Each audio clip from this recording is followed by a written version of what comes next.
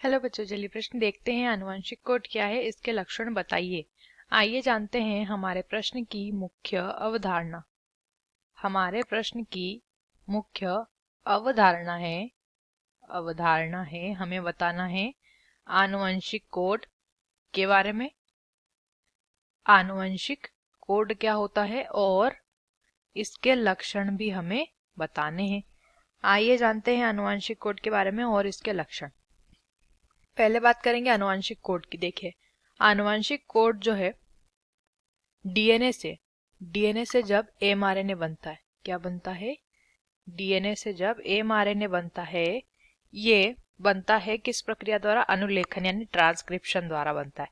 तो इस एमआरएनए पर नाइट्रोजन क्षार का या नाइट्रोजनी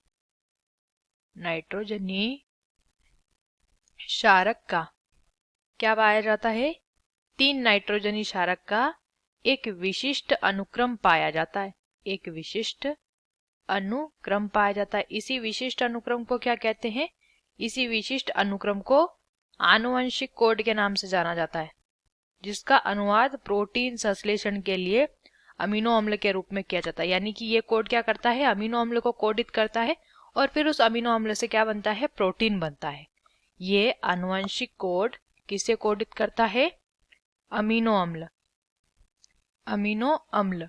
और इस अमीनो अम्ल से क्या होता है? फिर प्रोटीन निर्माण या प्रोटीन संश्लेषण होता है। अब यहाँ पे इसके लक्षण भी जान लेते हैं। किसके लक्षण? आनुवंशिक कोड के लक्षण क्या होते हैं, आइए देख लेते हैं। सबसे पहला लक्षण तो ये होता है कि ये 3 के समूह में होते हैं। तीन के समूह में आनुवंशिक कोड पाया जाता है। आनुवंशिक कोड पाया जाता है, इसलिए इसे ट्रिपलेट कोड या त्रिककूट भी कहते हैं। ट्रिपलेट कोड या त्रिककूट भी कहते हैं। ठीक है, जैसे कि AUG, ये एक उदाहरण है। दूसरा लक्षण ये होता है कि एक प्रकार के अमीनो अम्ल को कोडित करने के लिए एक ही प्रकार का आनुवंशिक कोड आवश्यक होता है।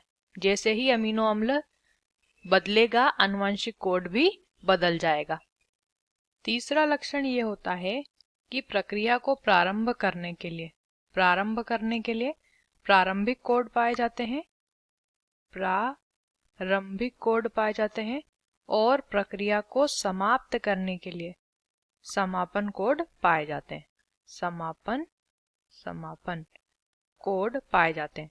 प्रारंभन कोड का उदाहरण ले सकते हैं AUG और समापन कोड का उदाहरण ले सकते हैं UGA।